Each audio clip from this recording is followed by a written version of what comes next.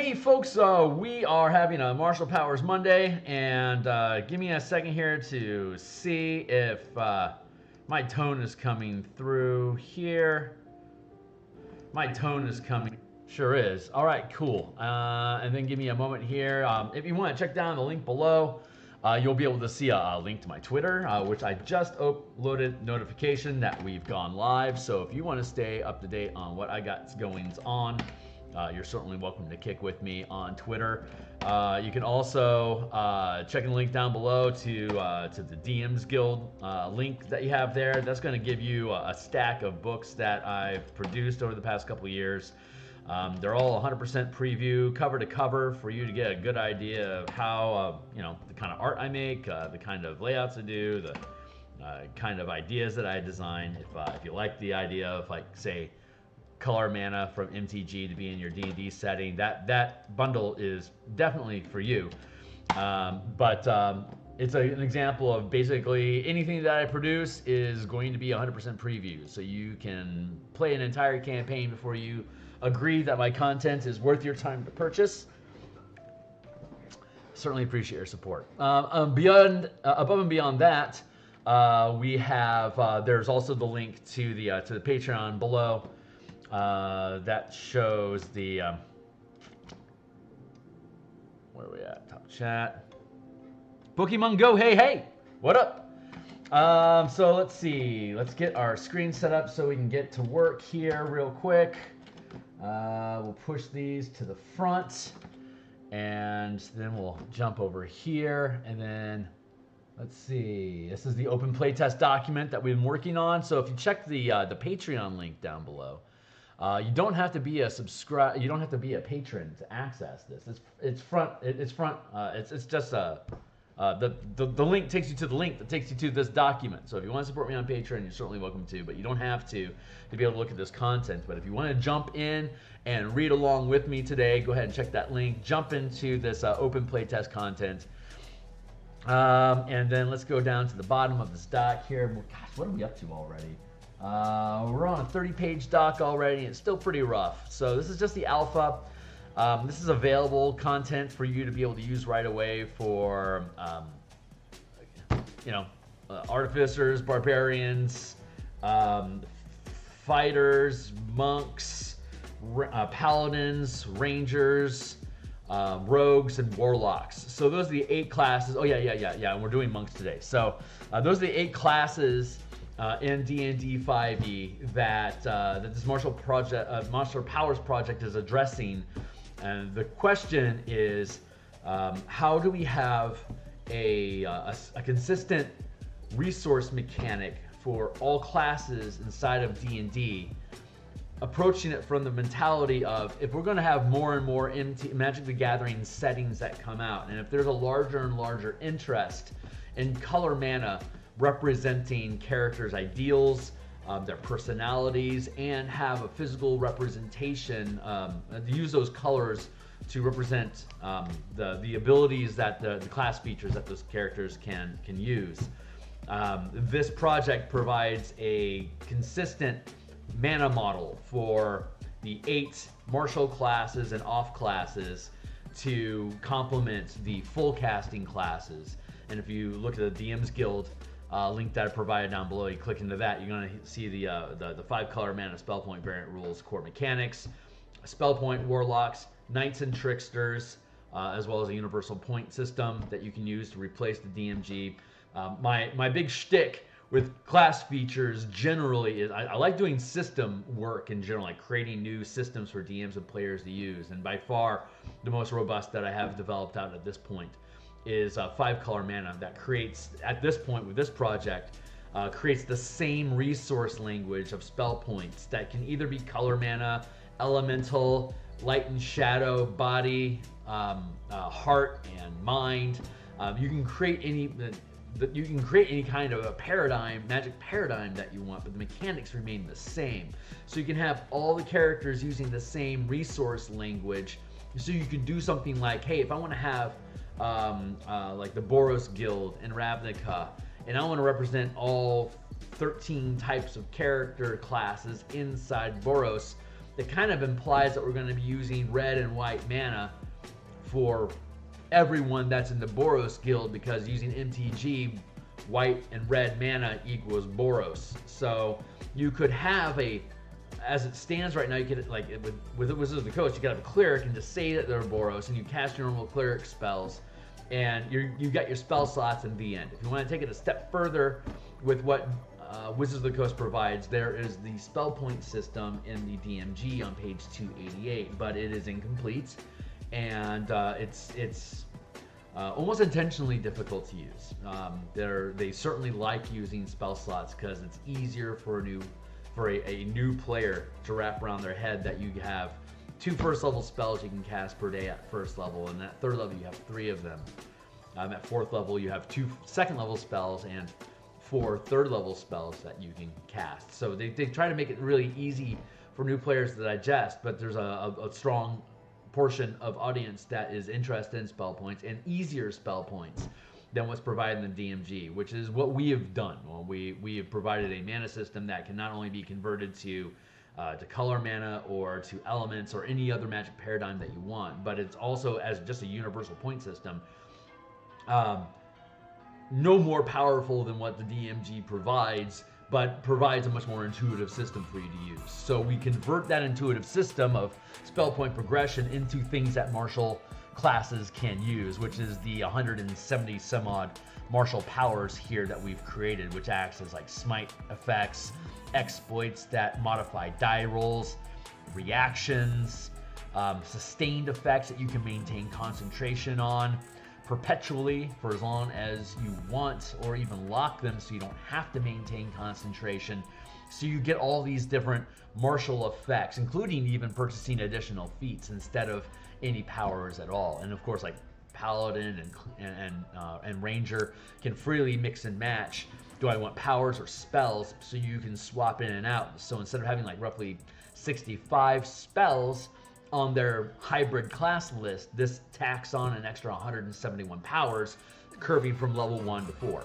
So, and of course, you can cast up to 5th level spells or channel up to 5 ranks of martial power, but all the abilities are calibrated to be 4 or less, so that all characters are able to use all this stuff up into 13th level. If you go to 17th level and beyond, you're just getting extra kicker, just ramping it up that much more. But everything that's in this book is going to be available for your characters to use as of level 13. So you can actually use this stuff to its full scope, and things like Descent into Avernus that cap at 15th level. So there's no sense in creating spell options like 5th level spells in the player's handbook if only 7% of us ever play in the 4th tier of games. So I'm trying to create a system here that's going to be more user-friendly, more low-end accessible, and just be a lot of fun to use. So we've gone through, this is our 28th session of doing this. If you look again down here at our itinerary, today we're integrating monks, which is going to be pretty easy to do. And then starting next week, looks like, oh boy, next week we're starting to go into the end spiral. We'll have all the core mechanics that we need inside of this book present here that you can use right now into playtesting if you want. We'll be able to look at like how does a DM use martial powers, like narratively, like his lair actions, legendary actions. What are some of the things that the DM needs to be thinking about, the mentality to have as an ally to the table instead of adversarial to your players.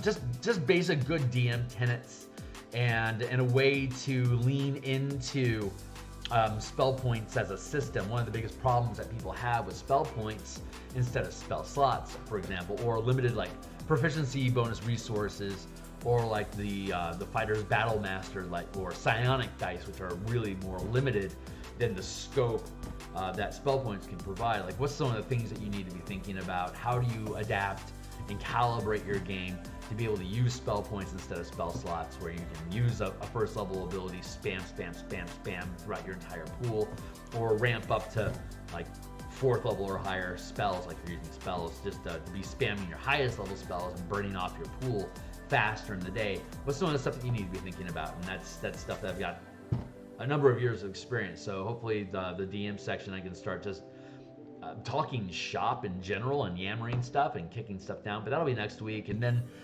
we'll clean up the language for paradigms of power, distinguishing between elemental, color, and off like paper, rock, scissors, whatever, light and shadow, good and evil, whatever paradigms that you want. We can explore ideas in those different paradigms and how they would be expressed inside this system. And then we'll clean up the class language, flesh out the subclass stuff that we have up above. Hey, Craig. Yeah, like I said, if you check in the link in the description, there's the Patreon link. You don't have to be a patron to access any of this stuff. You can just go there. That's where I'm currently housing the link to this playtest document. So if you dive into there and then click into the open playtest content, you'll be able to read along with me right now as we go through this process. But so, and then once we clean up the class language for the subclasses and the different powers, we'll be resolving some of the more caveats, because we have to create a lot of new like spell casting mechanics to make martial powers, to make the engine run properly without misfiring cylinders and stuff. We've got the cylinders all built. We can get the pistons to work. We just want to make sure that the air gas ratio is good so nothing explodes on it or it doesn't sputter out. And then while we go through that process, we'll then again sweep through all 171 powers that we have here, just to find anything that just isn't panning out. Like with 170 some odd powers, that's a huge list. So we don't really need to have that many. Honestly, if we had 150, that's still going to quadruple the amount of basically things that a paladin and a ranger can spend mana on. It's definitely going to blow open what like an eldritch knight or an arcane trickster would normally have access to. So we'll get rid of the low-hanging fruit, and we'll just continue chewing on this as our initial pass. And then once we get all that language cleaned up, that's when we're going to start looking at having a second writer come in and then start going through and cleaning up all the flower of the language to make sure that it reads well beyond just my cold mechanics. And then we have Ken Carcass, who does a lot of really cool work, both on DMsGuild and outside of it, as our proofreader and editor. And he may have thoughts about how we express stuff as well. So we're going to go through that process, but this is still just a very rough document. Once we actually get done with our itinerary, and we're content with our first pass, this playtest content will be pulled down. It'll go into edit phases. Once it comes out of editing, it's going to come back to us for us to then here on stream on Mondays. Slowly pick away again at doing the page layouts, so you can see me going into the layout programs to build this out page per page. And once we have the actual pages built out, we'll go through and we'll build the charts. We'll start building illustrations for the page art. Like if you go to the DMsGuild link that I have here, all the books that are in the DMsGuild book are similar creations that I've built. And that's all my artwork, that's all my page design, my editing, my page layout skills continue to improve as I build more and more projects like this. So it's gonna be really fun for us to look at the different formatting that we can use. And once we get the pages, the layout dropped in and the page all cleaned up, we'll then be able to export that as a PDF and then take each page from the PDF and drop them into Photoshop. And I will then be able to start painting all the illustrations that we want to go along with this, like a lot of MTG art, a lot of elemental art. You can check all my books to see the kind of quality that I can put out. I don't know exactly what this content is going to look like in comparison to that. My own my own interior art and cover art presence continues to change as I adapt and evolve. But that's enough yammering. I'm sure you're sick of listening to it. So again, just check out this content. It's available for you to use right now. As it stands, it should be serviceable enough for you to be able to actually run a full squad, a full team, any number of them using martial powers that you choose. So, but today's project, today's effort is to go into the monk and to get monk on page with the rest of this content. So let's go up here to look at, so we have So we have the first page, the martial powers playtest content, and we have the basic structure here that we show. So we know that hybrid casters like rangers, paladins, and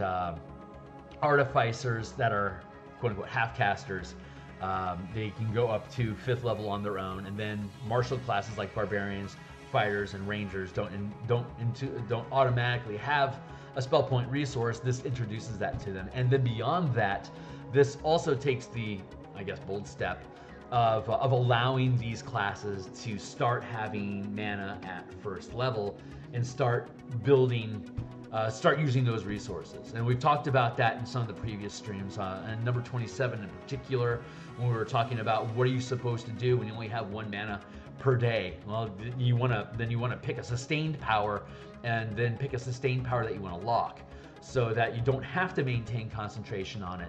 But while you're locking mana, it reduces the maximum amount of mana that you can channel. So if you are a 10th level, like if you are a 9th level character, and you would have access to 3rd rank powers normally, well, if you're sustaining a 1st rank concentration or sustained power, and you lock it, you don't have to maintain concentration on it, but you can't use 3rd rank anymore. You're now limited to 3 minus 1 equals 2. So you could sustain others up to 2nd rank powers, or like you could do like a smite spell, but it will only be up to 2nd rank, even though you could cast or channel 3rd rank powers. Because you've locked off 1 channel of mana, you're now reducing your available mana to 2. What this means is that you can pick out a set of different martial power, sustained powers. It's like, I would like to have this always act, like I want haste. I want to be permanently hasted until I take my long rest. If haste is a 3rd rank spell, then click, click, click, you lock 3 mana. It reduces your max spell level by 3. If all you can cast is up to 3rd rank, then that means that you have cut yourself off from being able to use any other mana.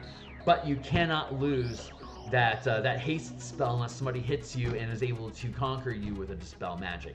So that's the curve there. For the hybrids, martial classes like fighter, arcane trickster, barbarian, this is basically 20 points, 1 point per level.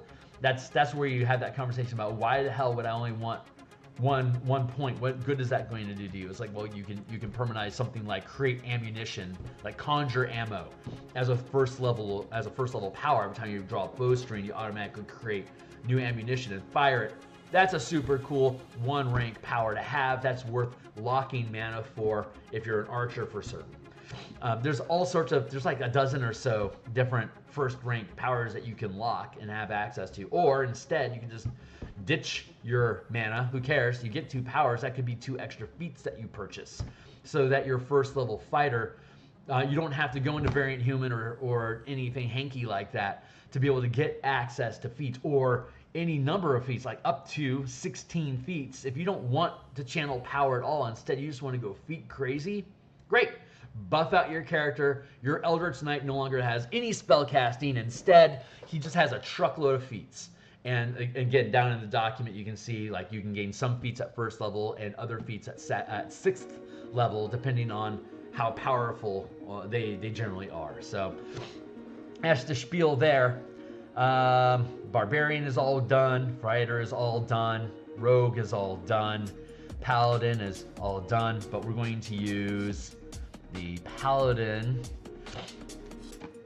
base frame here, and this is us finally getting to work on what we said we were going to do today. So how long have I been yammering about this already? 20 minutes. Okay, that's about on par with a Phil. So my first 20 minutes is normally me just geeking out about how fun this crap is. And then we can get into serious business. So I'm going to set my timer here for 20 minutes of serious business. We're going to crack through 2 or 3 of those cycles, see if we can get Monk taken care of, or if there's a need for us to continue with that. So let's go with Monk. M-O-N-K. Channeling class features. When you gain 1st level as a Monk, you can choose the channeling class features instead of, let's see, when you choose the channeling class features, you can choose the channeling class features instead of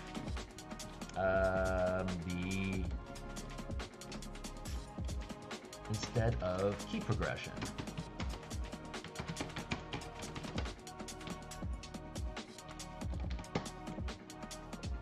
Granting the gaining the following features. Okay, so channeling, starting at first level, you gain the channeling class feature. You can choose either strength, dexterity, or wisdom to be your channeling ability score. Your channeling DC is 8 plus proficiency bonus plus your channeling ability bonus. You also gain a pool of martial points called Key, and you can learn martial powers. So let's see, let's go down to Paladin. It says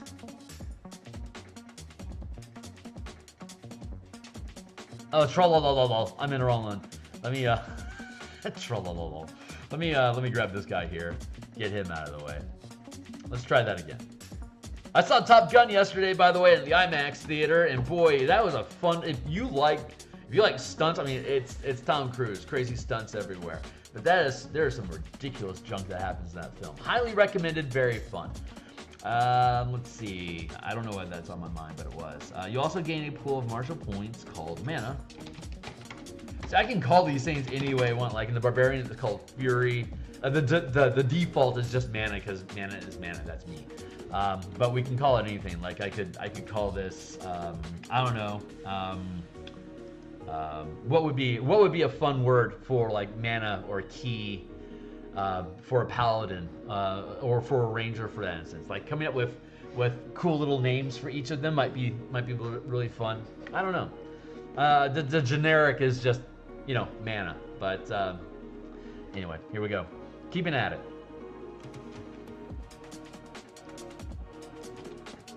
Let's see. Krieg, hey, what up? I keep hearing stuff about Top Gun, but I never had much interest. Well, keep in mind, I'm 47, so when the first movie came out, I was 12, and so there's severe nostalgia, and it is definitely playing into that nostalgia. The 80s film is only, I mean, it's aged okay, I guess. This is certainly a spiritual successor of the original one. I think it was really well done, comparing the two, as well as standalone. Yeah, I mean, it's the fighter jet tricks, like the stunts that they pull, are incredible. That alone, and the plot lines, whatever. It's Hollywood schmuck, but God, man, just the stuff that they do in that is inspiring stuff. Yeah, the dogfighting is sick. Also look, let's see, you gain a pool of martial points called Key.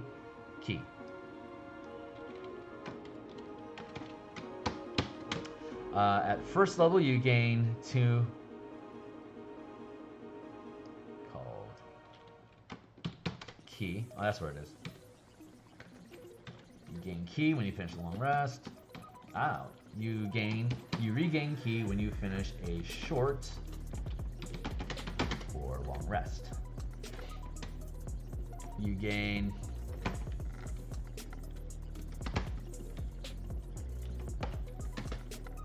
one additional point each level, as shown on the martial power progression table. So let's go to the martial progression table.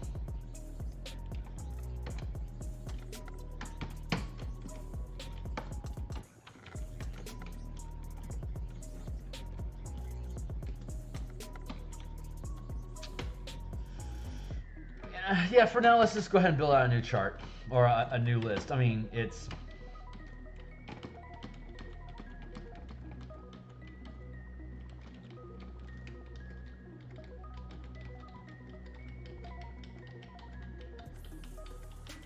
there.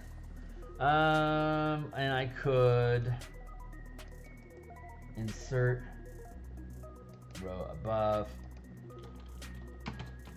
long rest.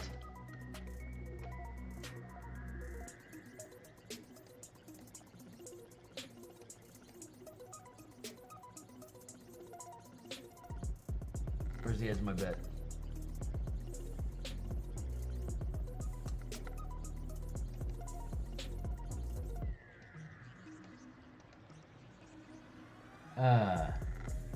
No? Why is this so...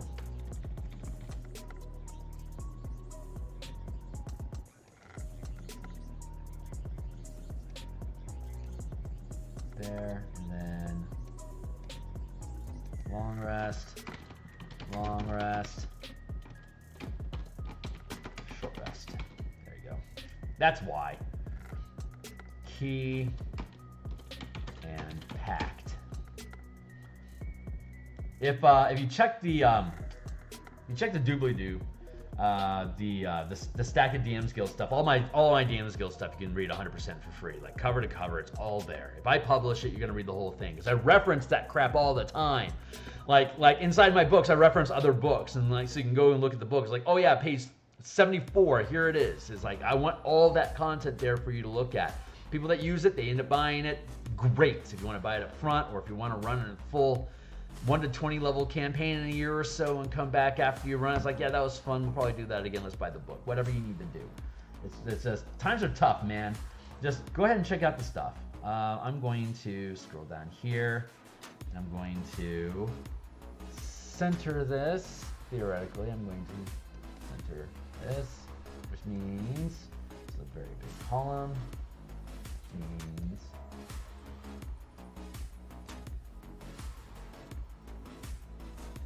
yeah. Anyway, so the point is that spell point warlocks is one of the things that's linked down below. So key and pack mana both have the same progression where you get 1 point at first level and then you continue gaining 1 point per level, and you can regain it on a short or a long rest. So the monk and the warlock are the only two classes that do that out of the book, which is interesting because, like, if you want to think about it, the warlock is kind of like the warlock and the monk are kind of the same.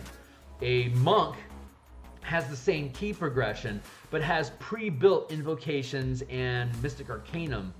The only variance that they have in their class features is from their subclass, while a warlock has the same pack mana progression, but can choose at 11, 13, 17, blah, whatever, 13, 15, 17, they can choose what their mystic arcanum is, like as opposed to like tongue of sun and moon or whatever it is. Like you get like you get tongues for free. Like that's supposed to be a 6th level spell selection for monks, like at 11th level.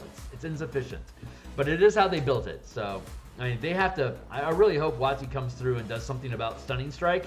Not that I have a problem with Stunning Strike as like something at your table. Like if a DM has a lot of enemies on the battlefield for your team to screw around with, and you don't hinge the entire campaign on one big bad evil guy who is inevitably just going to get one shot because because your paladin happens to roll a natural 20 when he's got both his smite and like banishing smite up on trigger, so he ends up doing like 250 points of damage on a hit. You can't hinge your campaign on one big bad evil guy. All you can do is just have an ongoing stream of either bigger and badder single foe enemies that fold into larger organizations that are led by powerful individuals, that is part of an organization of powerful individuals that's ruled by an individual that's part of a guild, that's under the umbrella of this kingdom, which is part of this organization, which is ruled by this demon, which is part of the 9, like the chapter of 9 demons, which is part of hell, which is in the blood war. It just keeps cascading. You don't want to set all of your narrative inside of, this is the guy. I'm going to show you to him at level 1 because at level 6 you're going to one-shot him. No, it's you want to have that escalation. Like every 4 or 5 levels, you should really be checking in on your campaign to see where your team is at. That way, when your team starts to get more powerful than you know how to deal with as a DM, you just don't care. At that point, you just love their shenanigans and see what you can do to get them to spend more and more of their resources on threats that they're perceiving as opposed to how dangerous those threats are. You're kind of bluffing with your team while at the same time hoping that they win. So if that stuff kind of makes sense. So yeah, we got this key category, which are short rest, and you got, which is the same as the martial points with skill, but they're long rest. And you get the hybrid points, which are twice as many as the martial points that are gained on a long rest. This is all, you can either check the core mechanics book or the universal spell points, which I have down in the DMsGuild link in the description down below. You can look all those cover to cover, and you can see how this is mirroring that progression. This is actually a more smooth linear progression, because with the martial powers we can move away from the PHB limitations of like not giving your ranger or your paladin spell points at first level, because that's how they decided to do it. But then they decided to come through with the artificers, like, actually, yeah, we can actually give you first level spells with the artificer, but we're not going to go through, because I suspect when 5.5 comes out, they're going to give paladins and rangers first level spell access. They'll just have to figure it out. But that's what we're doing now, and maybe we'll be done in like a year before they are. So, but hey, what's going on, Izzy? I think even Dotsie knows Stunning Strike is a problem. Well, yeah, it is. But I think the problem is that DMs have a hard time, like, they get frustrated that their big bad evil guy is getting knocked down. That's what I'm trying to talk about. Like, you don't care about who that guy is. He's just the thug of the moment that you want to knock down. But he shouldn't be alone. You should always have multiple independently moving and independently operating enemies on the battle to be able to make your monk or your cleric or whoever have to decide who's my largest threat right now. And if you have all of your threats be kind of equally, like you can have something that's like a minion, like 1 hit point, but it's going to hit you for 20% of your life total anytime it tags you. And that's a significant threat. But then there could be like a high value target with just a fat chunk of hit points. But what it's doing is support spells and debuffs and counters. So you could stun him and it knocks him out of being able to support his troops, but all his troops individually are also super big problems. So the monk wouldn't be spending his stunning strike to knock out those minions. That would be stuff that your AoE and your high attacks per round would want to be focusing on, while your monk skirmisher or your cleric with suggestion and stun and stuff like different stunning effects, like hold person, different things that shut down that action economy. Then you want to back that big bad up with that bag of hit points with his own little shell of defenders that can counter spells, like his counter squad. So he can do like these big buffs, but then he can have his mooks, his coven that can either do counter effects to keep him safe, or can do their own cantrips are great for disrupting concentration, because they're forcing you to make checks. So just having like a little squad of like 2 or 3 little piddles, like they could be minions too. They won't maybe do 20% damage, but all they have to do is sling a 250 foot range shot to pop your cleric and your wizard every round. So they're constantly having to make concentration checks. Or at worst, you're hitting them, you're at least eroding some of their hit points so they aren't being ignored. Archers are the same way, just pepper back line with that artillery. So you got your front line, which are easy to knock down, but can do a hell of a lot hit. You got your backup support, which is a big meaty hit point bag that does a lot of buff to support and counter effects. And then you've got its support midline crew, which is basically trying to either support the front line or defend the back line. And this is the way that your team should be thinking too. So if your DM is thinking like your players, you can create mirror matches and reflavor it, and they won't ever notice the difference. But you can also look at where characters' strengths and weaknesses are. If the whole team dump statted charisma, then you can start throwing charisma effects that's going to force them to make charisma saving throws. Not a lot of charisma saving throws in the game, you might ask. Well, then why don't you just start adding some of them? And that'll be part of the DM section that we start working on maybe next week. But yammer. This is I just needed to come up here to add this key and pack point for this short rest catalog. So let's go back down and get back into it. Again, you can follow the link through my Patreon without being a patron to get to this content, so you can just read along with me and come along as we build this thing. So let's see, we got the monk, channeling. Starting at first level, you gain the channeling class feature. You can choose either strength, dex, wisdom to be your channeling ability score. Your channeling DC is blah, plus blah, plus blah. You know, I also get a pool of martial points.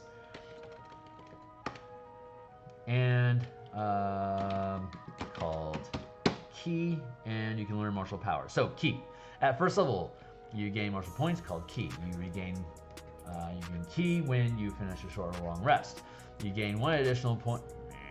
You gain one additional point each level, as shown on the martial progression table, now updated. Martial powers. Beginning at first level, you also gain 2 first level martial powers listed in section 3 below. You choose additional powers as you gain levels up to your maximum channeling level, as listed on the channeling progression table above, maximum 16 at 20th level. Furthermore, when you gain a level, you can choose to replace any number of powers you know for new ones, because prepared casters get to swap out their entire list of feats every day. Yeah, I call them feats, because let's be honest, spells are just really freaking good feats that cost resources to use each time. So that's why we have a list of feats down below on top of the 171 martial powers, because you can either spend resources for martial powers, or you can just say, instead of learning a spell, I'm going to just pick up a couple extra feats instead. So it allows you to kit out your character that way. Like, you could have a completely mundane fighter that doesn't use any mana at all, but he's got 16 feats that are available to them.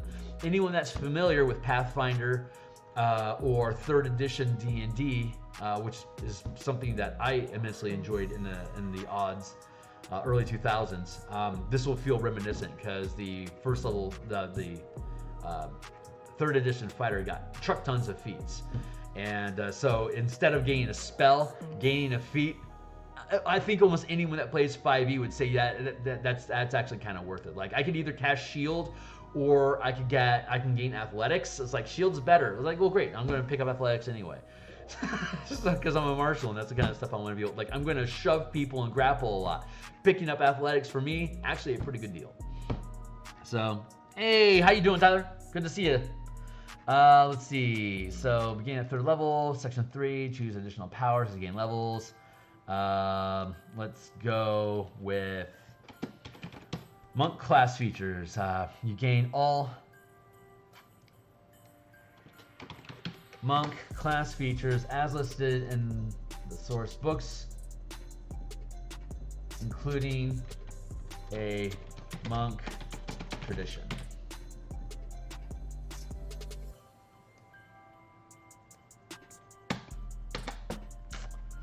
Let's see, martial power features. Martial powers change some class features and provide additional options.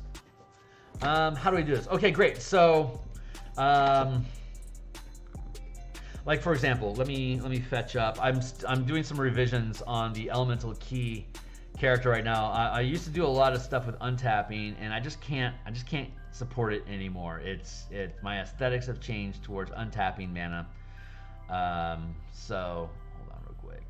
Tap core.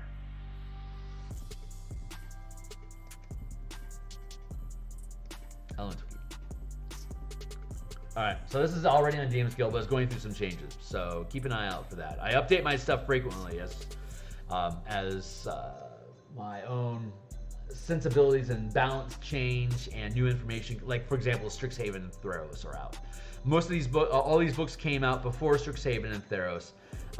Elemental Key came out after Strixhaven was released, because the Way of the Four Elements is a great way for you to be able to express Prismari, as well as Quandrix through the monk. Like, if you want to have a good mage tower team, then recruiting a bunch of monks that have a spellcasting option instead of their disciplines is a way for you to get them access to the Ravnica backgrounds and the Strixhaven backgrounds. Thus, they have a mana pool that they can, like in Strixhaven, monks running around with familiars, for instance, is a thing you can do. So we built out Elemental Key to turn the Way of the Four Elements into a half-casting class. And if you see some of my other streams that we have on here, you'll see that I've done conversions, but I have yet to publish the Shadow Monk using blue and black mana, as well as the Monk of the Sun Soul using red and white mana, which red and white could go into Lorehold. So you could have a Lorehold Sun Soul cleric running around as your Mage Tower athletic scholarship team in Strixhaven, but would also using white-red mana would be a really great complement for your Boros team inside Ravnica, because they're Goku. They're basically firing off radiant fire bolts, ad nauseum, that the Boros Legion would greatly appreciate having access to. So that's why we built this thing. But the whole mentality there is that, like, for example, having to have casting progression, right? So you get access. Here's 50 some odd spells that we built out into disciplines that you can also pick and choose to prepare as you gain levels. It has the same progression here as we have in the Martial Powers book. Going back up here, you can see first level and then 5th level, then 9th. It's just half casting progression, right? And then you got the elemental disciplines here where you're gaining. This is not using martial powers. This is just using the basic core mana system that I have. So 2nd levels when you gain access to the 1st level spells, but we'll make it universal so that you'll be able to have again first rank. If you're a monk, you're gonna get key. There's no reason for you not to get key at 1st level. It is your core mechanic, but there's no features in the monk that come online to use key until 2nd level. So that then goes back to the conversation. What am I supposed to do with 1 point of mana at 1st level when I don't have anything that can support it? Well, again, you can pick up sustained powers that you could then lock your concentration on, or you could pick up exploits. Since you regain these things on short rest, it's actually a lot more useful for a monk to pick up martial powers at 1st level than other classes, because you can just take a short rest and get your point back. But you can pick and then lock an ability, like say grappling, for example. You can lock that down so you always have advantage on grapple checks, for instance, or whatever. So let's see, where are we at?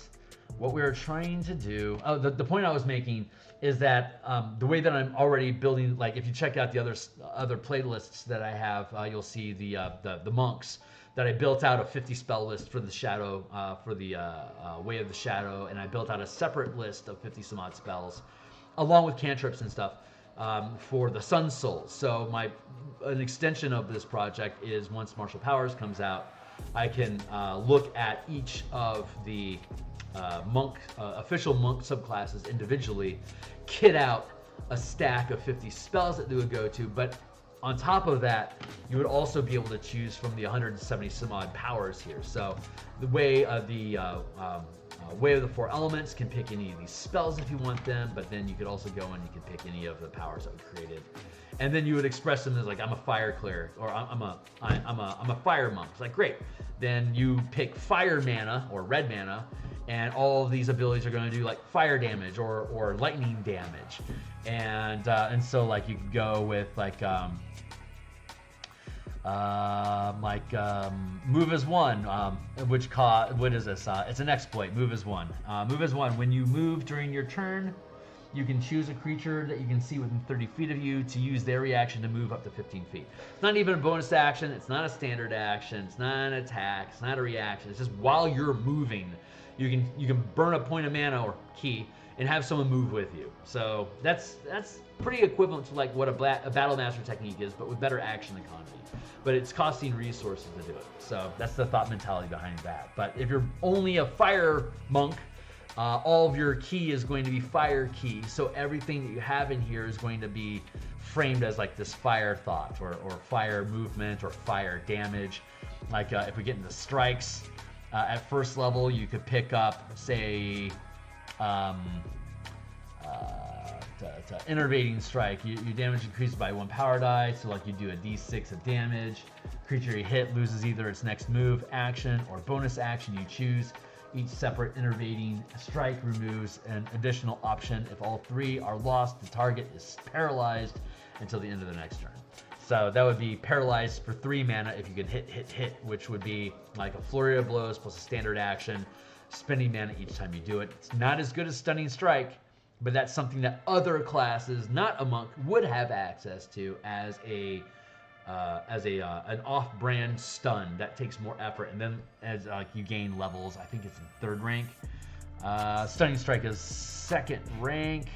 You damage increases by a power die. The creature, you must make a con save or be stunned. The creature can attempt to end this effect at the end of each of its turns by succeeding a Constitution saving throw.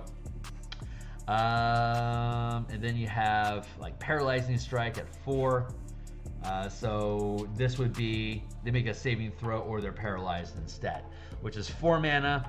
We're paying 2 mana, but the monk is paying only 1 mana.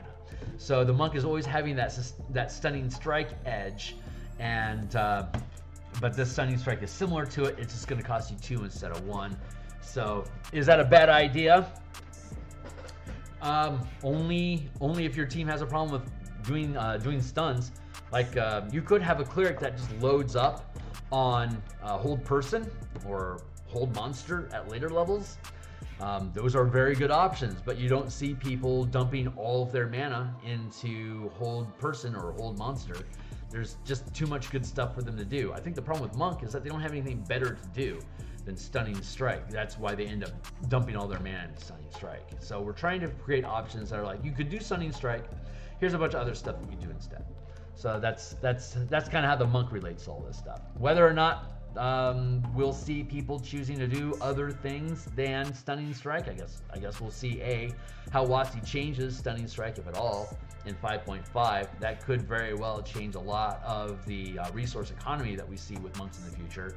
But it's also a matter of just once this gets out into the public in general, are people interested in using stun, still only using stunning strike, or are some of these smite effects compelling as well? So anyway, so let's see, how are we supposed to translate this using the same framework of translation as we have for the other classes? So we got key, we got martial powers, monk class features, martial power features. Martial powers, let's see, you gain all monk class features as listed in sourcebook, including a monk tradition,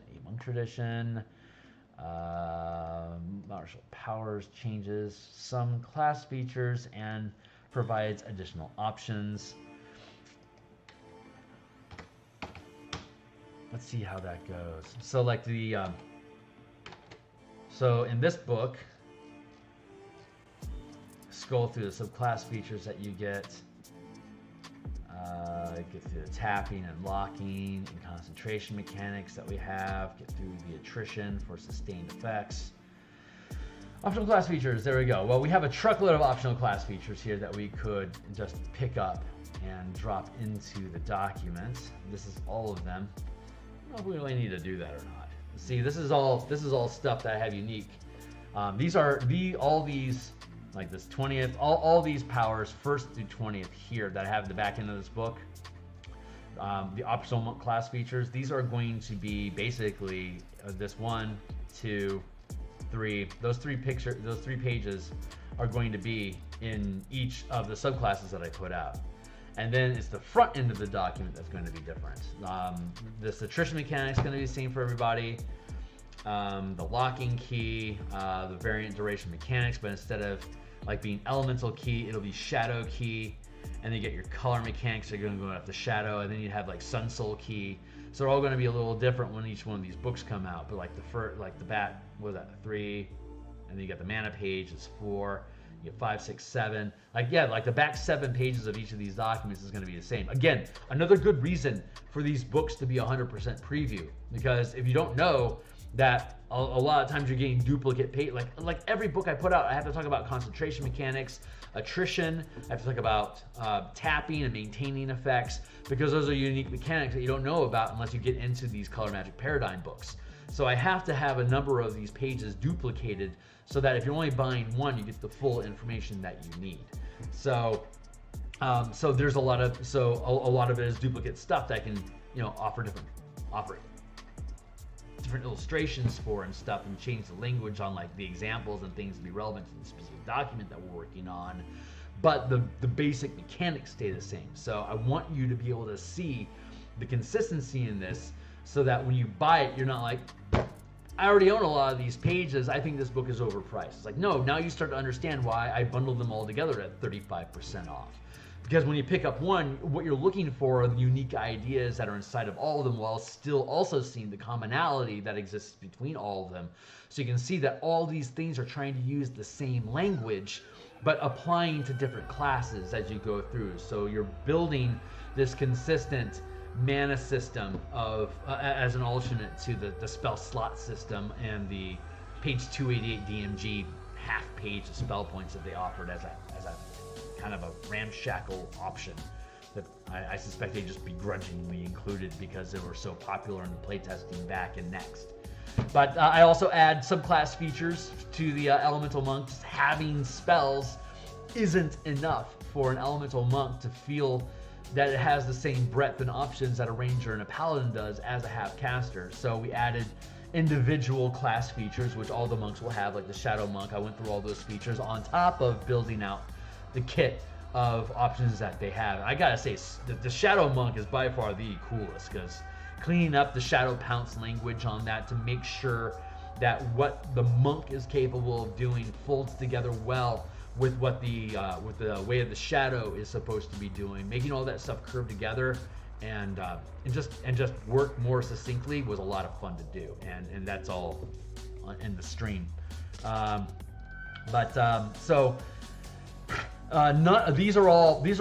This is how Phil builds monks, but I don't necessarily agree that those should be, like, you can use martial powers without using how Phil does monks. Like, that's not necessary. But what is necessary is making sure that the monk works the same in this book as it does. The DM, the players can discuss what magic paradigms. There we go.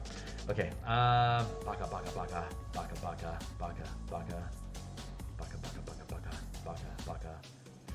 Barbarian, got that fixed. Fighter, got that fixed. Rogue, got that fixed. Sorry, this is.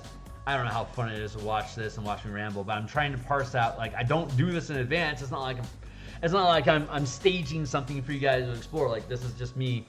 This is the brain-breaking process and the conversations I have inside my own head, spat out at you guys for the benefit of seeing, hey, you know, when folks are designing stuff for DMsGuild and stuff, like, what kind of annoying process do they have to go through to make sure this stuff works? Well, this is that annoying process, so tag along.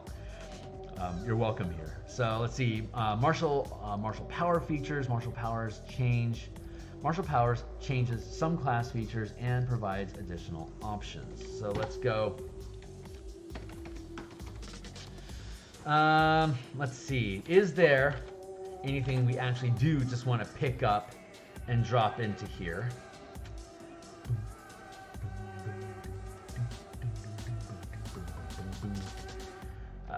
Let's see.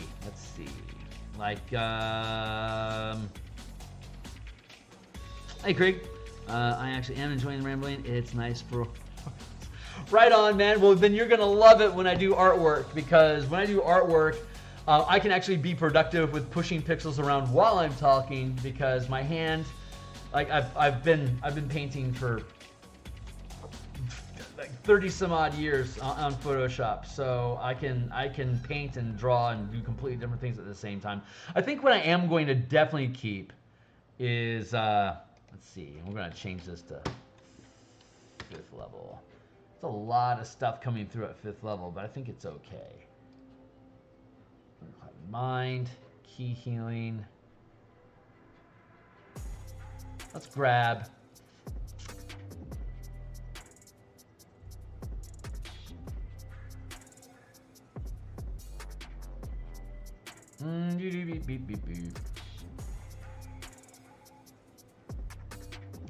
we can grab Art of Mobility. What?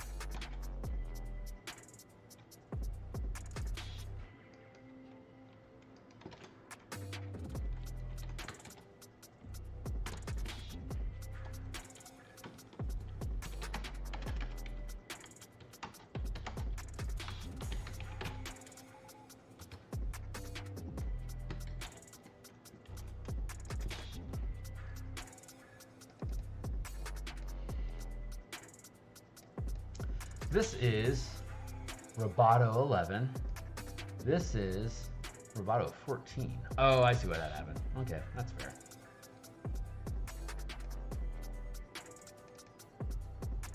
this is Rubato 12, so let's make this Rubato 12, Art of Mobility, second level.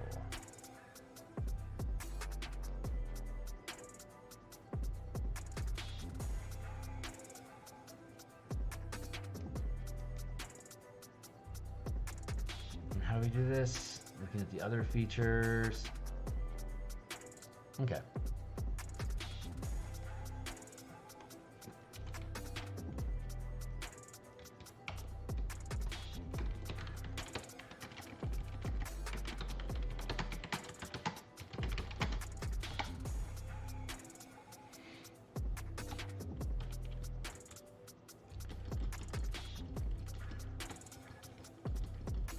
Like in my supplements, I give you access to light and medium armor proficiency, but not shield proficiency, because I've done a lot of martial arts in my days, and a lot of it was while wearing armor and wielding weapons. So I have a much more liberal view of what a monk and martial arts is than what is presented, not wearing armor or wielding a shield, presented in the player's handbook, and obviously my aesthetics reflect that, but again, it's not the core mechanics that are presented. I'm not changing those mechanics inside of martial powers. If you want to go in that direction, obviously you can use any of the monk variants that I create with martial powers, and then you can start adopting some of the martial features that I have for monks, like the armor proficiencies and the changes to art of battle.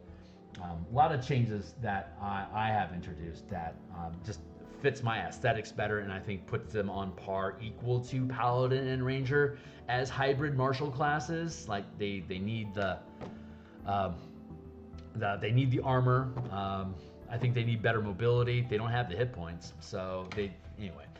Quality of life stuff. So starting at second level, while you're not wearing armor or wielding a shield, you gain the following benefits. Your speed increases by 10 feet. The bonus increases when you reach certain levels, as shown in the increased movement column and martial progression table. As a bonus action, you can take the dash, disengage, or dodge action, which I do not require you to spend ki to do. If the rogue can do it, so can the monk. That just sounds fair to me. When you take damage from falling, but your hit point total is not reduced to 0, you can choose to ignore the prone condition, landing on your feet. Starting at 5th level, you can tap or lock one key during your turn to sustain the following effects. Again, there's that word tap or lock. Again, when you lock key, you can maintain it perpetually, but it reduces the total amount of like the maximum spell level, or in this case, the maximum rank you can channel. At 5th level, you have a max rank of 2. If you want to lock one of those, you can permanently run along walls without having to use your hands, like permanentized spider walk. Pretty cool. And you'd still have a point open for you to do things like stunning strike or flurry of blows, or any of the martial powers that you pick up, the exploits or the sustained powers on top of it. And then let's see. Starting at 9th level, what was the rest of this? Starting at, and then we'll create a space, and then we'll create another space. Starting at 5th level, you can, let's see, and when you take damage from fall, blah. Starting at 5th level, you can tap or lock one key during your turn to sustain the following effects. You gain a climbing speed equal to your walking speed, and you can move up, down, and across vertical surfaces while leaving your hands free. Your jump distance increases by a number of feet equal to your monk level. So that's just one point. If you sustain it, then you can maintain. It's not just like you spend a point, you can do it this round. It's while you're maintaining concentration with that 1 point of mana, you can continue to do this. Or if you don't want to maintain concentration on it, you can lock it. So it's permanent while you disable that 1 rank of mana from your max key limit. So, and then at 9th level, you can tap or lock 2. And again, at 9th level, you have a maximum rank of 3. So you could channel up to 3 ki, but this, you can either sustain or lock 2 of them, and you gain all the above effects. In addition, you can also move across liquid surfaces as if it were a solid ground. So water walk for 2 key, basically, as opposed to the water walk spell for 3. That's pretty simple. Art of mobility. That's one of the things that we do. Let's go here and hit enter, get that down. Let's see, what other thing do I definitely want to introduce into this book? Because I don't need to introduce any of this stuff. I love my improvements to Art of Battle. Be welcome to take a look at that, but it's not required. The current format of the book does not use this martial die progression. I created this book Q3 last year before I created the martial power system. So I am curving the martial arts die to start with a D6, then go to a D8, and then go to a D10. There's a good argument that you start them with a D4 early because that gives them more sense of progression. As in their martial art die goes up better, right? But then it feels bad because like Tavern Brawler and other quality of life stuff that's coming along that made that D4 really irrelevant. So the Martial Powers Project, of course, allows you. Oh, that's a good point. We should actually. You gain all class features listed for, including a monk tradition, channel mana, gain spellcasting. This would be martial arts.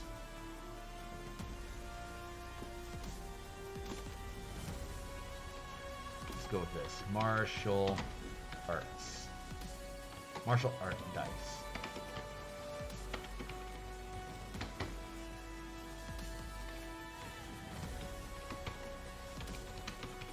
Replaces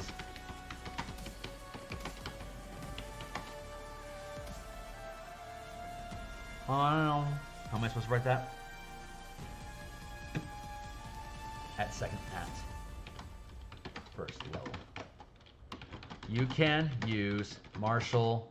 You can use the power dice progression with your monk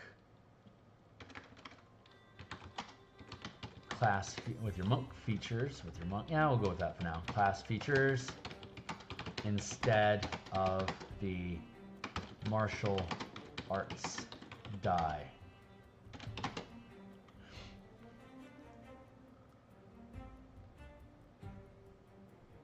That's pretty straightforward. Like you'd start with a D4 with the martial arts die in the PH. Here, power dice start at a D6 and then go up to a D10. So again, that D6, D8, D10 progression is specifically there, A, to be better than the monk. Like that was my priority, not my top priority when I started building this Martial Powers project, was give monks a better die. But then on top of that, like I originally thought like 4, 6, 8, 10, 12 scaling up with each spell level that they gain at 1, 5, 9, 13, 17. That feels intuitive, but once I started seeing how the strike powers progressed, they were outscaling, just automatically outscaling what the paladin could do using a normal paladin system, and I wanted to use a paladin smite as kind of a benchmark to calibrate. So I couldn't get above a D10 for when you're throwing 5d10 for your smite damage, because that's going to be equivalent to 6d8 is about the same as 5d10. It's both right around that max out at 50. So, and then you've got, like your enemy, like your favorite enemy, your favorite enemies to get that extra smite die. And then you got your 11th level, you automatically deal the extra damage. All that stuff had to be taken into account, which we discussed, I think, like two and 3 sessions ago, I think, is how that played out. But yeah, so we wanted to make sure that we had that progression there, and we wanted to, if you're using martial, again, if you're using the monk, you want to use the power die progression instead of the monk progression, because it just gives you a D6 up front and you still end with a D10. I will actually be very surprised if Wizards gives the monk a D12, because then they're going to have to start reconsidering all the other things that were calibrated to not get above a D10. But if that's where they go, that's where they go. I'm not going to change it. Like the Battle Master, for instance, has the maneuver dice that go up. They start at a D8 and they end at a D12. We have a lot of the fighters' Battle Master maneuvers integrated into this document as 1 mana powers. Spend a point, and then you get your martial die, but it's not as powerful as the Battle Master is because this system is so much more flexible than a Battle Master is. You limit your options and do more damage or have better rolls with those limited options than you do with a very broad system that lets you do almost anything, but the statistical, the numbers that you roll or the results that you get can't outshine those specialists. So like an arcane archer, like we have arcane archer ideas inside here, but they're not better than what the arcane archer itself can do. It's comparable, it gets there a different way, but it's not stronger than the gunslinger or the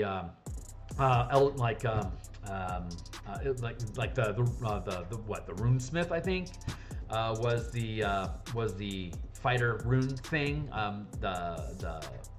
The psionic blade from the rogue.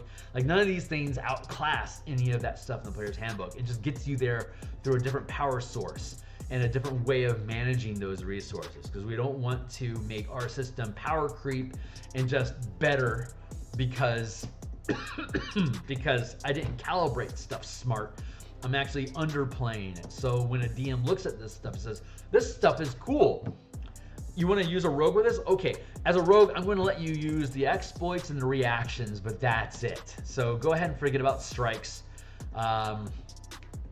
There you go. And for the fighter, I'll let you use strikes and sustained powers, but that's it. Or you can just be like, yeah, use everything in that book. That's awesome. Because none of it's going to outscale the other options you can get from other things. By nature, we want a product that is offering you cool flexibility. A DM can always say, yeah, you should be able to use a higher die than that. That's ridiculously low.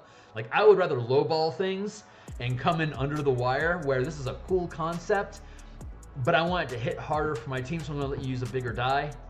That's on your DM. I'm calibrating this thing so it's gonna actually work inside the structure that exists right now. If WotC wants to come along and redefine what that hierarchy and that structure is and balance, then I can come back through and recalibrate all my books too. They're all PDFs. It's not like you have to buy a new book. You just pick up the newest version of it. Easy peasy. Hey, what's up? I hope the new edition is more balanced, but with the new content being put out, I don't have a lot of faith in their decisions. Well, I mean, they did hire Justice Armin. If you don't know who Justice Armin is, look him up, because he's built really, really smart DMsGuild stuff independently, and I was really happy, even though Wizards won't return my phone calls. It was ecstatic. I was really happy to see that Justice landed that gig. That tells me that they're trying to find people that know the system well, that can create alternate ideas without breaking the curve. I don't ever, I mean, even though I'm in Seattle, I don't really ever expect to get into a serious conversation with them. I trash them all the time, so I don't think they like my PR. But beyond that, I think I go a lot further with the systems than they would be comfortable doing. So I would end up presenting stuff that they would have to rewrite. So I think what they're really interested in is getting people that have the same conservative mindset that Wizards has expressed, but be able to express it in different iterations, like in different narrative tones, maybe adding mechanics that are more balanced. That's going to be a real, I mean, at this point, I think all we can really do is just see what they do, and if it's worth it, great. Which is another complaint I have about Wizards, don't mind me. But I mean, obviously they're the 800-pound gorilla in the room. They, of anybody, could afford to let you see all of their content. Not just the SRD, but like their whole spiel, and you decide if you think it's worth it or not. But I mean, that's what competitors do. Competitors give you everything in hopes that you'll turn around and support them because of what they're trying to put out there, as opposed to the leader in the industry, which is, if you want to see the stuff that sets the curve, you're going to have to pay to see it. Which is why everyone's always hunting around looking for content, or why there's so many pirate sites and stuff. Well, people don't pirate my stuff. Why would they bother? It's already free.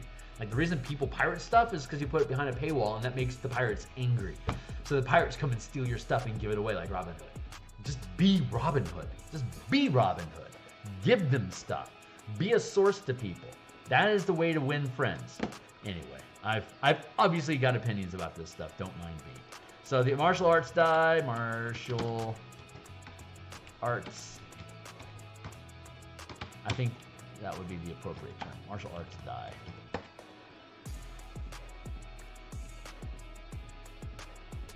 There we go. And I think that's the only actual Paladin class features, martial power features. Great, so now we start, introducing the martial power features. Martial powers changes some class features and provides additional options. Oh, that would be here.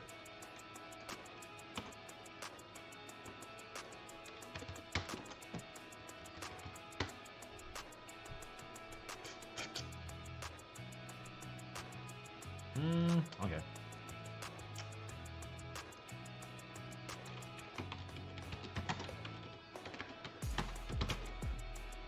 Our mobility sounds good. And what else we want to grab from here?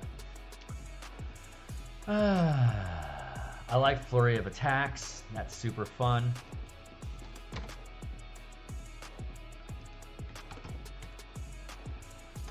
Let's go to here, here, copy, cut.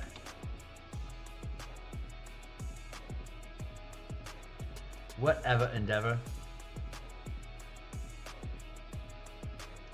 Go back into 11 and then go to that's on 12. Martial arts die.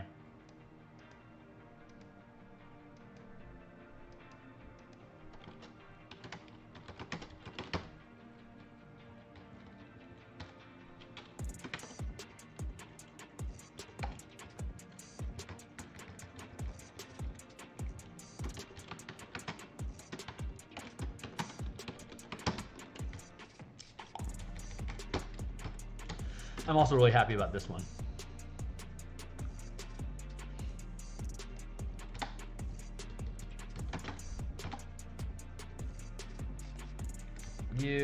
A cost blank. Combination of sustain, flurry, can, blank. Okay, great. So let's look at flurry of attacks. Replaces the flurry of blows. As a bonus action, you can burn one at second level. At second level,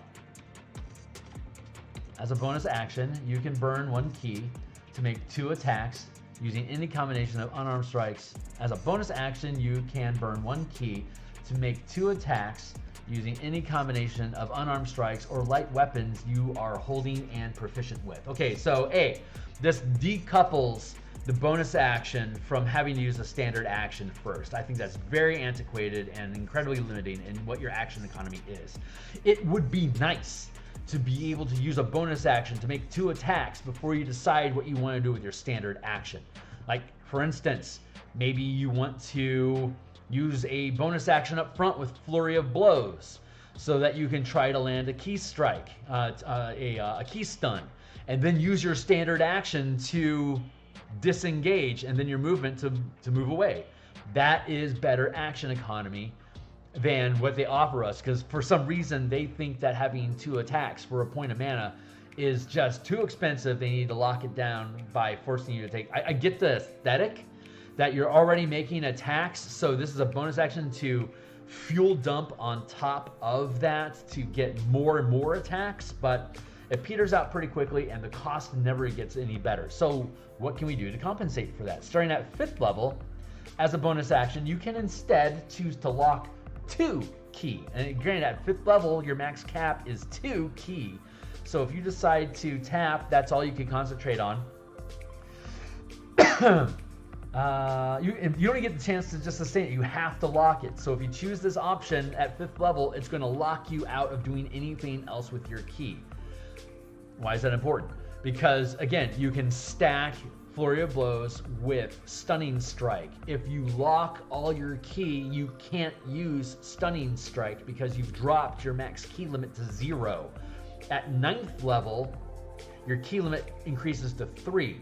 So you can lock 2 key to sustain flurry of attacks and still have 1 point open for you to be able to use Stunning Strike, which is important for us to be able to maintain the current action loop and expectations. But we don't have to charge you per round starting at 5th level to use flurry of attacks over and over again. Instead, you can just use that as a sustained power, cut yourself off from having access to a lot of mana. So you have to pick and choose how you're using your mana, but you still have all of it, and it's just working more efficiently for you. This is a lot of mechanical development that you can't just drop into the player's handbook, because you have the whole sustained versus locked and maintaining concentration and perpetual effects and attrition mechanics, that it's like all the things that go into how tapping mana works in these systems.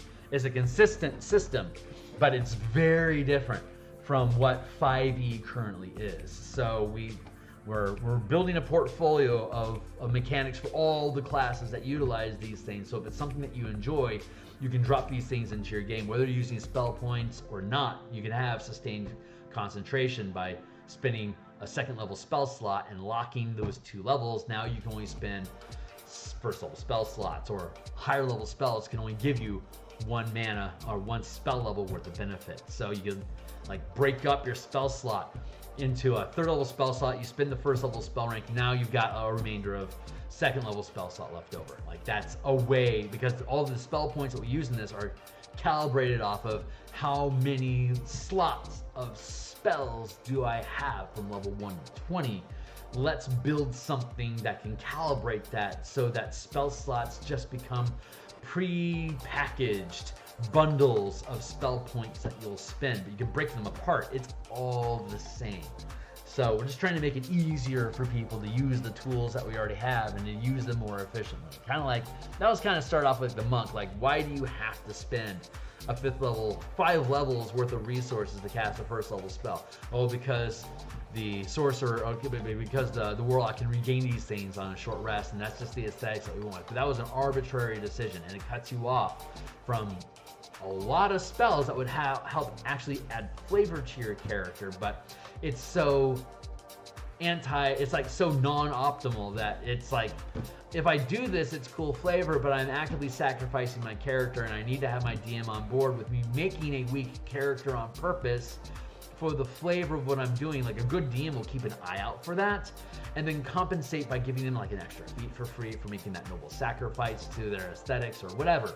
But that balance is, the balance doesn't automatically exist inside the game like, say, Pathfinder 2 is much more structured to maintain that balance. So we have to create that balance ourselves. So that's the thought process behind that. But yeah, this lets you lock it down, and so when you lock 2 key to sustain flurry of action, flurry of attacks, when you do so, you, as a bonus action on this and subsequent rounds, you can use flurry of attacks at no additional key cost while the effect is sustained. You already paid the 2 points, you're locking yourself out from doing other things. Just like running along a wall, this is what you've chosen to do. And you could take a short rest at pretty much any time and get all your points back, but this is giving you the opportunity to not have to rely so much on that long rest, especially as you start creeping up in higher levels. It gives you more budget to do more things with, as we give you more things to do with it. Admittedly, I don't fully understand it. I will watch it again later and look into it again. Well, it makes a lot more sense if you have the opportunity to actually look at the document and read through all this stuff. It'll probably be a little bit more obvious to you, because the ideas about sustaining and locking, that's all inside this document already. I'm just picking some of the more, like, the low-hanging, easy to bridge stuff from the book, the monk book that I have created, how that can get dropped into just general usage for any monks. So the last one that I think I'm going to port in, I'm going to leave missile deflection just because it's complicated, but I'm going to take the 4th. Yeah, I'm going to take the 4th, the 5th, and the,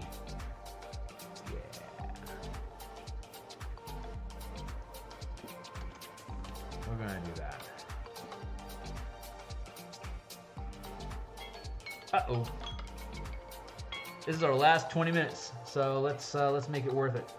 Let's see. Can I just come in here and pick up this table?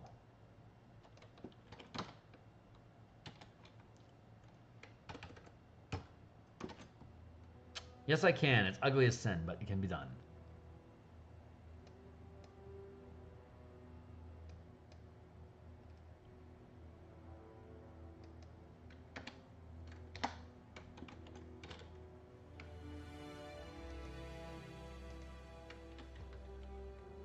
Targets, range. Why is this so weird?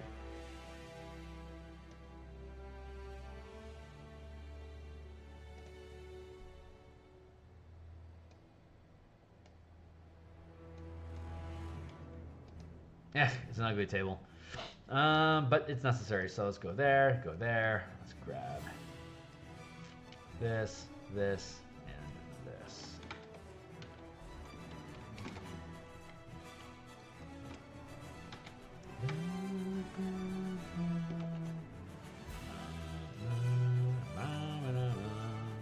This is epidemic music.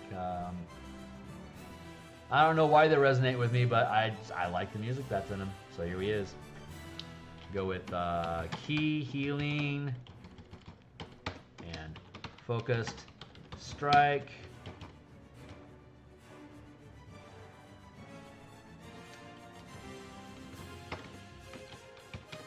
Whirlwind, attack.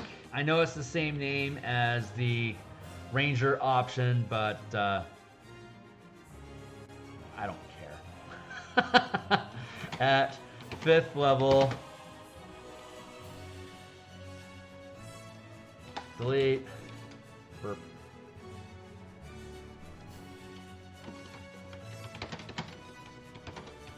Starting at 4th level.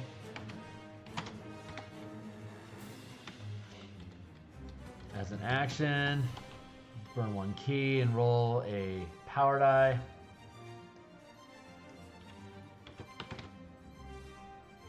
You or a creature you touch regain a number of hit points equal to the total rolled, plus your wisdom bonus. Constructs and undeads. Creatures can't be healed this way. Starting at 4th level, as an action, burn.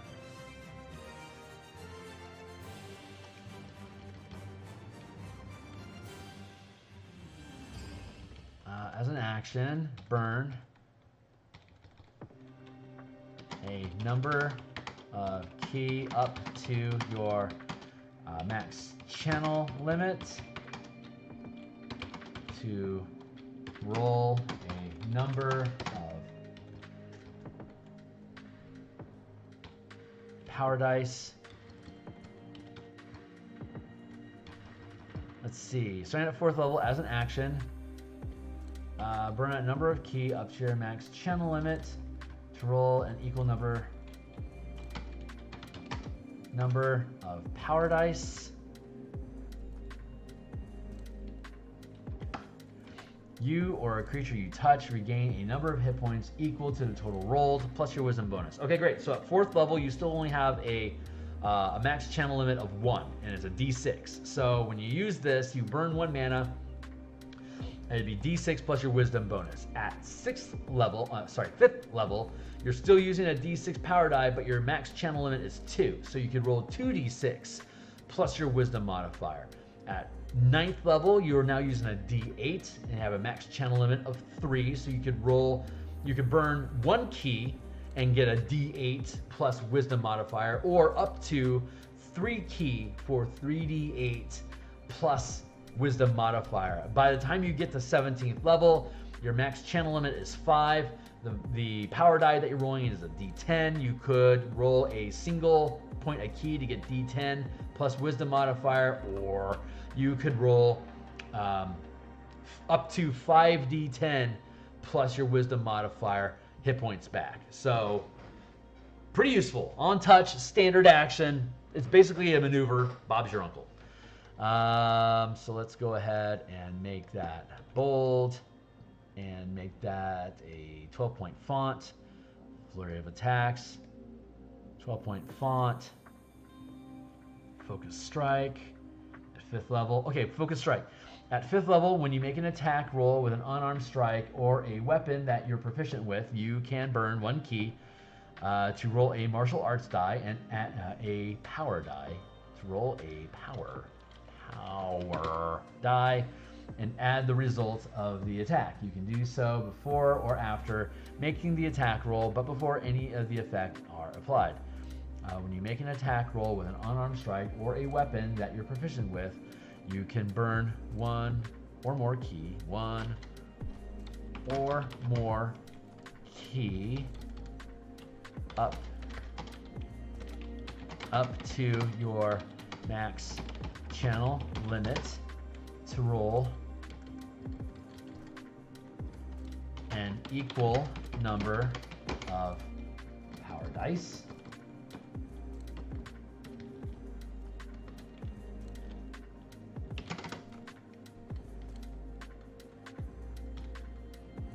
Add the highest die result to your attack.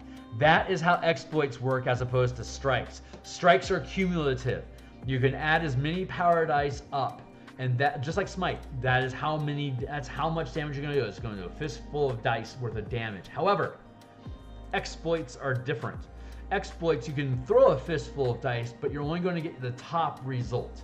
Keep in mind, inspiration goes up to a D12 on a bard, and that is added to any result that your character, any other bonuses that your character has. This only goes up to a D10. You can throw multiple dice, but again, you get decreasing. See, that's the debate that you have to make. Is it worth just 1 die for me to risk only getting a +1 to my result? Or do I instead want to roll 2 dice and then pick the best of the 2? After about 3 dice, chances are you're going to get something like around 7 or more. You don't really need to throw 5 dice to get 5 D10 dice to get the best of those 10. You could if you wanted to, and before the result is known, you just keep throwing on more dice. It's like, I really need to hit that. Like, this happens in my games all the time. Like, you get an 18, and it's like, I'm pretty sure a 19 missed the last time we attacked, so I'm going to burn another point and just toss another die on top of it. Is that better than the 6 I rolled? Well, as long as it's better than a 7, then it was worth that extra die, because now I know I'm probably going to hit that guy because I know that a 19 will hit, and I only rolled an 18 with that +6. And then like 2, 3, come on, 4 dice, come on, 5th, finally, I get a +9. So that's going to let me hit. Like, you have no idea how often those circumstances come up where it's like, I gotta hit this guy. Like, I have to hit them. I'm willing to blow another, we're at 16th level right now. So it's like, I'm willing to blow 4 points just to make sure I can nail this guy. Like, they can really tunnel vision down like that, which is fun. It's really fun when you watch your players like get so invested on hitting something. Like, oh, I am absolutely willing to burn out my mana battery to get this guy. Like, they are telling you with their spend how important something is to you. This is another great DM tip, just to point it out here. That when your characters start to like really just like double, triple, quadruple down, either like in trying to like make skill checks, or in the amount of resources that they spend towards something, they are telling you, we want to succeed this. You as a DM should be flexible in allowing them at least what they are going to view as a partial victory, even though it may, like from the DM side, they have no idea what's going to happen. So if you have like this scaling, like this progression of failure where they're like, if they fail the roll, then it's a step worse, but it's not auto death. You know, like it takes like 3, just like with death saves, it takes 3 death saves to actually die.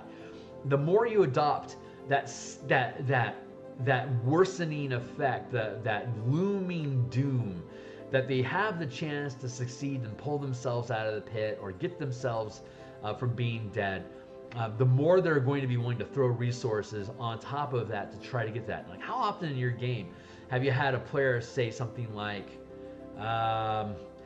what is there something like, what if I, like, could I cast it, like, could I spend an extra spell slot to get a bonus on that die roll or something like this? This answers that question. And the answer should absolutely be yes.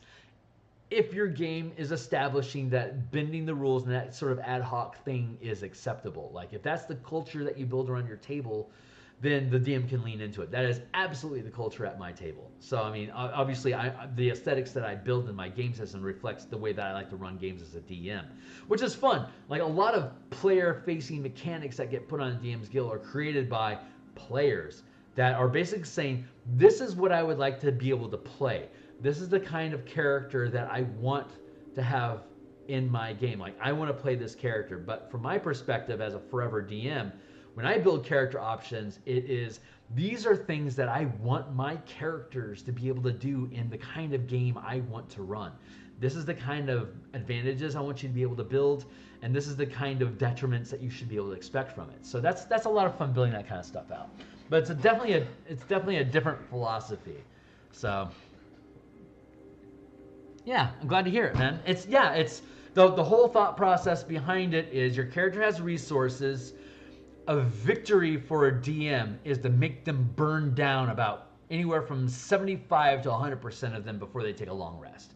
Like, if you're making them just like burn through all their crap to get through a day, then you're pacing your adventure well. You're pushing them. You're making them tired. Just like when you're weightlifting every day.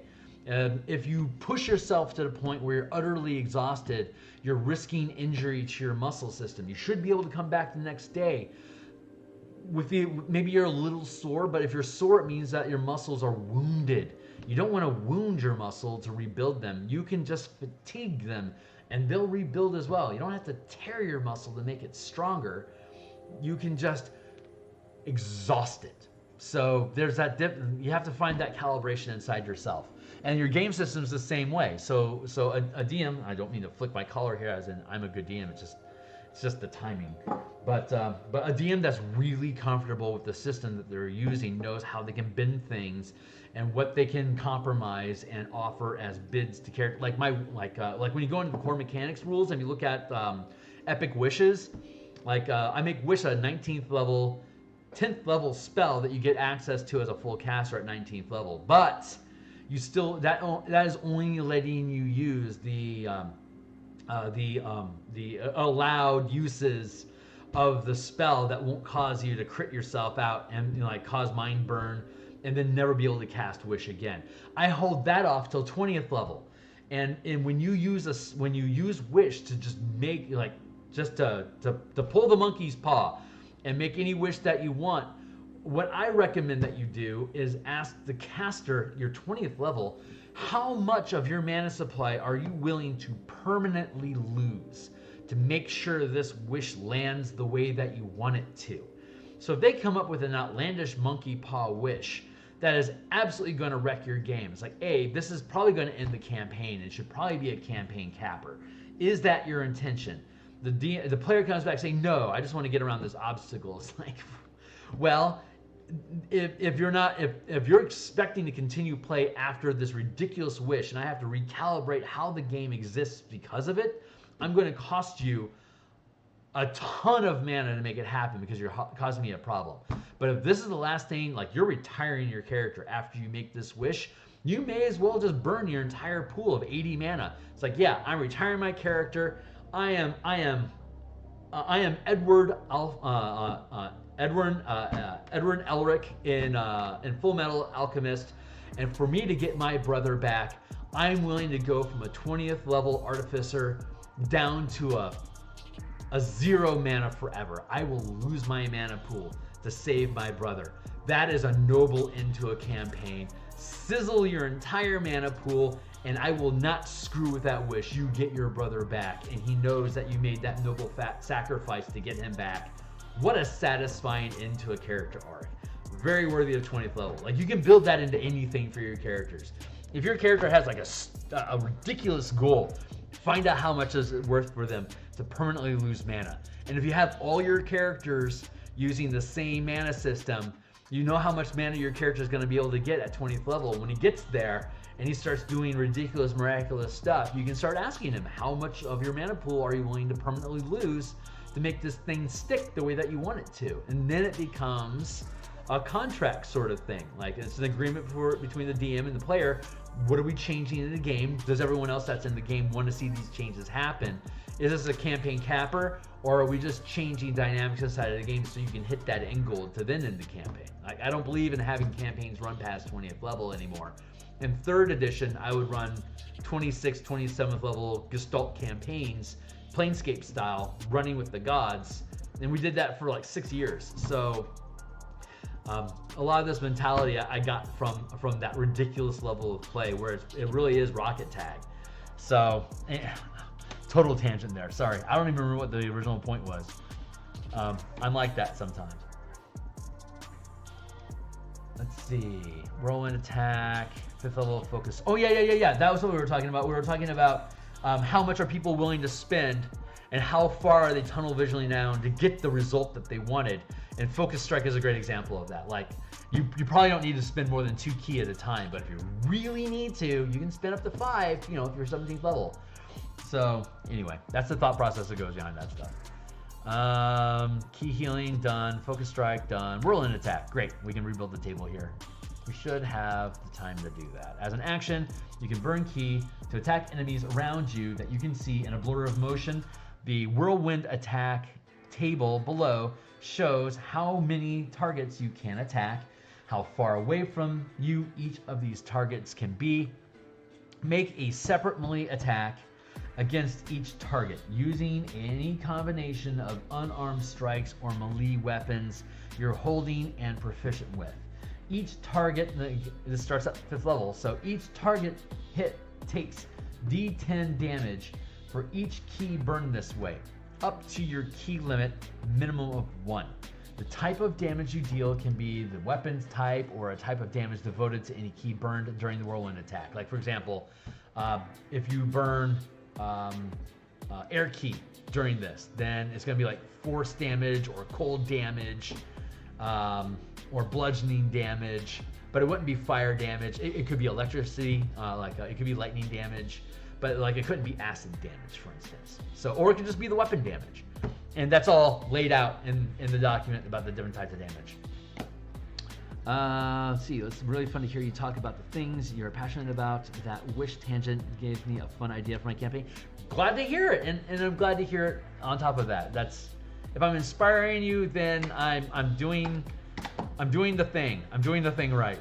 So thank you for that. That's great encouragement. I really appreciate you. Level, targets, range, and then level 5, 9, 13. Why is this so ugly? Whirl, wind, attack, table, level, targets, range, 5, 9, 13, 17. So at 5th level, characters have multi-attack, right? So when they spend a standard action, they can attack 2 targets. And a fighter at 11th level would be able to attack 3, and a fighter at 20th level would be able to attack 4. And those are infinite for free. So the whirlwind attack table is showing us that at 5th level, you can attack 2 targets, but it's going to cost you 1 ki. Like, it always costs 1 ki to deal D10 damage. The amount of ki that you spend determines how much damage you're going to do to each target that you hit inside this whirlwind. 5th level, 2 targets. 9th level, 3 targets. 13th level, 4 targets. 17th level, 5 targets. 17th level, I could spend 1 ki and do D10 damage to all 5 targets. Are you using minions? Your monk just found a really good way to trash mob, clear that trash mob. And then you've got your bonus action that you can use for your flurry of attacks on top of it. If you lock Fury of Attacks, right, that means you're tying down 2 of your mana. So a 17th level monk with Flurry of Blows, Flurry of Attacks locked, using Whirlwind would still be able to attack 5 targets, but because that 2 is locked, you would only be able to use 3 mana, so that whirlwind hit 5 targets, but can only do 3d10 damage to each of them. You could then use your bonus action to deal an extra 2 to attack 2 more times. I'm having too much fun, so I'm going to stick around just a little bit longer and cap this out at 2 hours today. And so range is 15 feet, 20 feet, 25 feet, 30 feet. There you go. That's your range. Boo boo.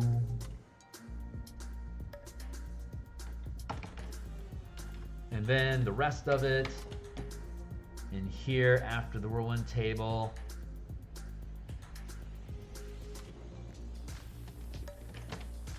There's your example. I should probably pull that into the Word document here, and then I'll cut, block, there. And then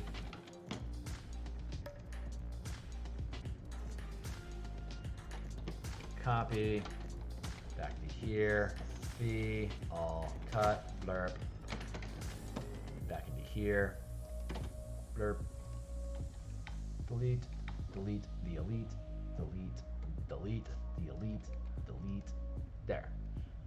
Got whirlwind attack table, level, targets, range, and then art of mobility. Chunk for attacks, key healing, focus strike, whirlwind attack, art of mobility. And get rid of divine power, all that crap. Boom. Nice. There, paladin. Okay, so let's see. I think I've plucked everything that I want to pluck for now. Like, all these things could be included, but they're not critical. Empty form could be included, it's not critical. This is the stuff that I think is most relevant to the martial arts document currently. Whirlwind. There we go. Whirlwind attack. I do like the perfected self. I personally am not a big fan of regaining key at the start of initiative. I think that's garbage. I do like the idea of increasing your wisdom and either your strength or your dex by 4 to a max of 24. The way that I build monks, you can viably have a strength build versus a dex build versus a wisdom build. They all work in their own ways. They all have their own advantages, which of course you can look at in the documents as you wish. But I think that is legit all I want to pluck from this. So I'm going to save, close. I've got a scrolling down. This document has changes that aren't currently reflected in the DMsGuild document, but I will be updating it probably maybe this week. You can see like there's this big empty area that used to be filled with untapping mechanics that I got rid of. Untapping is just proving, I love the idea of untapping, but it's proving to be more difficult than it's worth. And it also requires that the DM have a specific mindset, which I am discovering is not the right way to approach marketing stuff. What I am learning is that you want to keep things the lowest hanging fruit and go with the least common denominator, and then push your game a little bit further from that least common denominator. So there's now a lot of space open on this page, which means that I'm going to come through and put an illustration in here, and I have absolutely no idea what this illustration is. But this document is ready to go to be updated on DMsGuild. But again, it's got this giant empty space where an illustration needs to be. And looking at the full document here, you can see that if there's empty space, I like to fill it with stuff. So I don't like leaving empty stuff. So I'm going to have to come through like my own sense of business ethics and my own creative process demands that I fill this third of a page with a new illustration. I have really no idea what it's going to be, but we're going to come around and find out what that's going to be eventually. I'll stream that process. I'm thinking like just a bunch of stuff. I don't know what I'm going to do. It'll probably be some sort of montage thing. We'll see. But I won't update. I don't want to upload this. I want to upload this document right now because all the mechanics are good to go, but the illustration is lacking, and I feel compelled, again, to build that illustration to fit into the document to reflect all this flavor before I do that. So I've got so many things on my plate right now. I really want to carve out time for that this week. But this is all the time that we have right now. So what we are going to do is, I think what we're going to do, oh boy, we're going to go through next week. Next week, we're going to start the process of going through all the monk subclasses. So this is going to be it for today. Like, subscribe, check out all our stuff, blah, blah, blahs.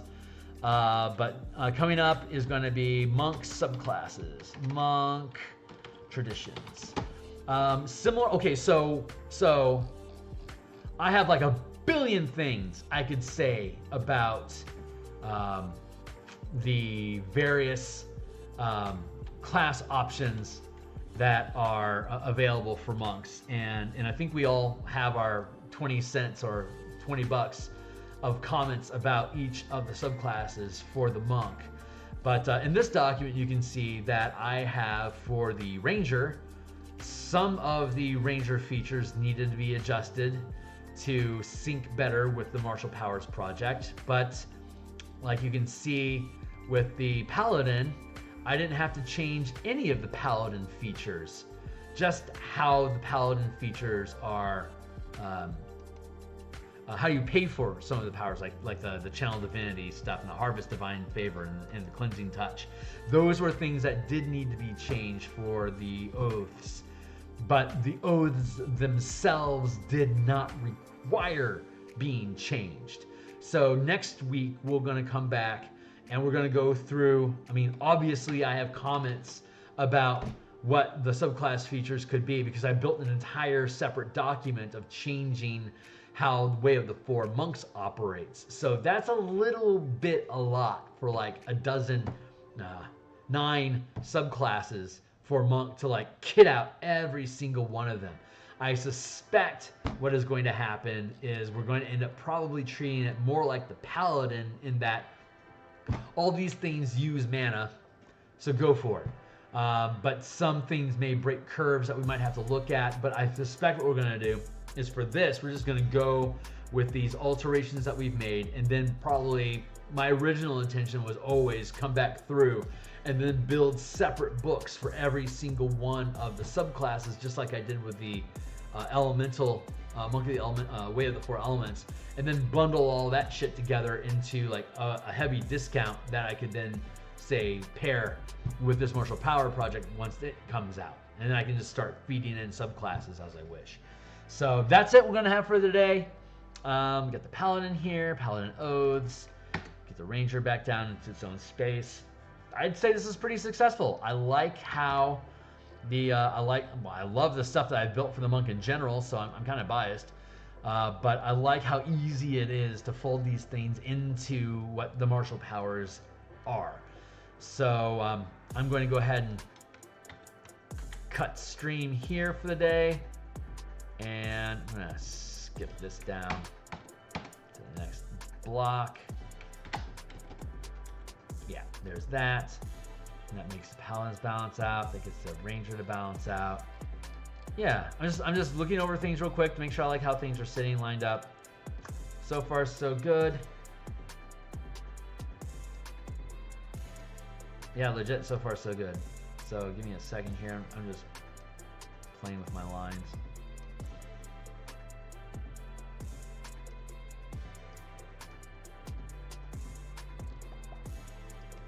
Let's do that. Get this all on the same page here. Right there. Create some space here. I'm just mincing on stuff, but again, you check down below the Patreon link. You're welcome to be a patron. I'd love you for that. Thank you. But more importantly, the link that Patreon link takes you to where this document is at, as well as the playlist for all the other development streams that I've done involving the Martial Powers project. while you're on the Patreon, you may as well take a look at the other link, playtest link that I have, which is for In Command. I'm going to go ahead and probably jump over. Nah, we'll leave that. But yeah, the In Command project has Spelljammer stuff in there already. That's also heavy early phases playtesting content, not final content at all. That too will be pulled down from playtesting once we clean up all the stuffs and get it ready to go for editing and post-op and all that kind of stuff. It won't be available for playtesting anymore because it'll be in final production. Content with the playtesting. So once we're content with the playtesting document goes away and we get to do serious business.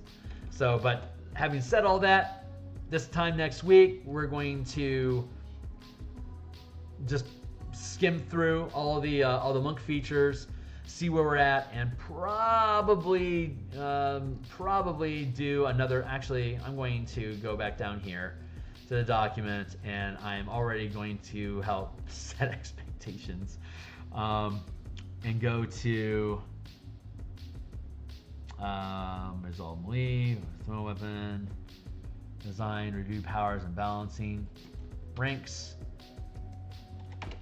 I'm going to put that back here again. So after we go through the monk, I don't anticipate actually changing anything about the monk traditions in this first pass, but I do want to just glance it over, just to get a look at it, because I'll probably say something simple like, if it says use a martial arts die, then use your power die instead. It's probably going to be just that minimal for now. That's probably all that we need to do for now.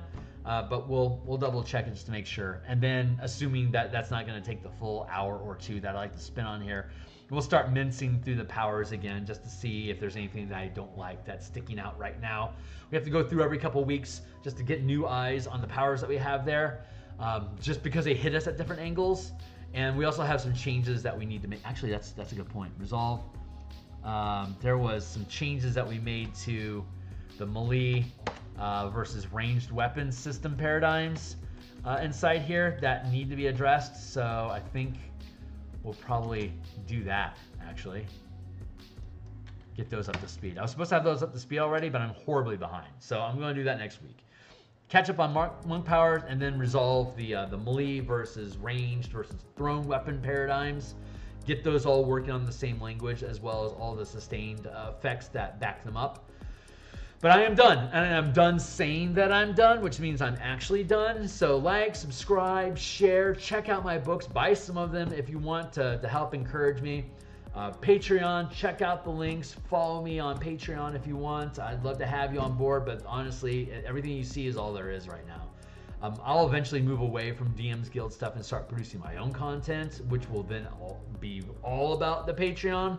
But for now, I have to give my due to where due is deserved, and since WotC is the mother of Magic the Gathering and the godfather of Dungeons and Dragons, I feel compelled to put these core mechanic flagship books on DMsGuild, but then I can always like build a Boris Reckoner class, and I can put that on my Patreon for free or whatever.